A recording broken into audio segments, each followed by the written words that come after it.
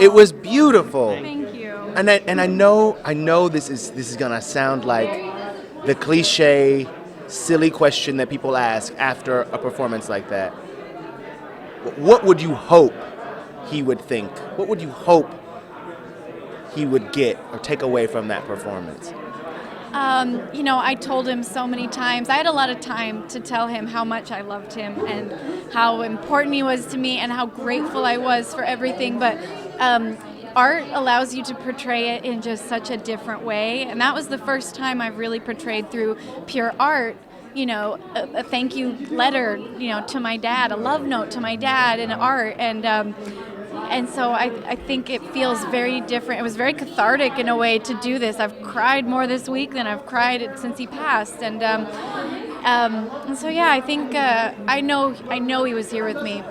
When you heard her story, how did you put together this was going to be how you told it, how you articulated that experience for her? I heard the story first, and then I heard the song.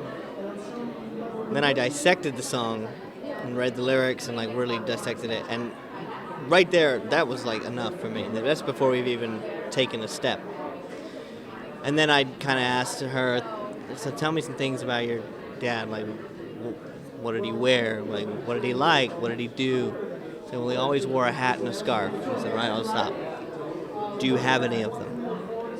She was like, yeah. So the next day, these arrived. These are his. So I wanted to, before we even took a step, I wanted the audience and not even just the audience and the viewers, but for us to be before we even look up, that we're in, And I feel like we accomplished that tonight.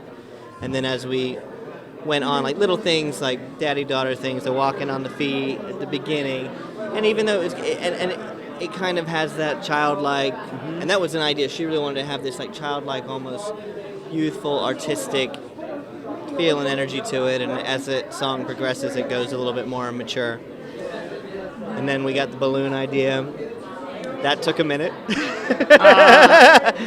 When I saw, I was like, "What am I even seeing? What am I watching right now?" This just became a illusionist. The challenge was getting it out and getting it in.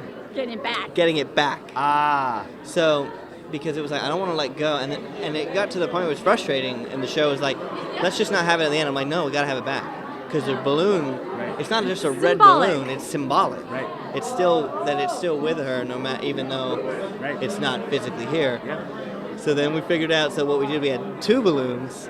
The one that went out was just a regular helium balloon, and the one at the end was on a fishing line tied to the floor that slowly craned to the end of the song, so it dropped in on a certain mark, so she knew where to hit and just go like this, and it would be in her hand.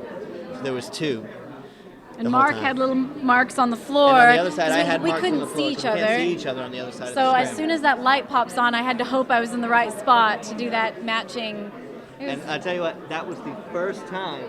That it was perfect. We got the balloon in the right place. So Meant to be. Just go ahead and give him the mirror ball now.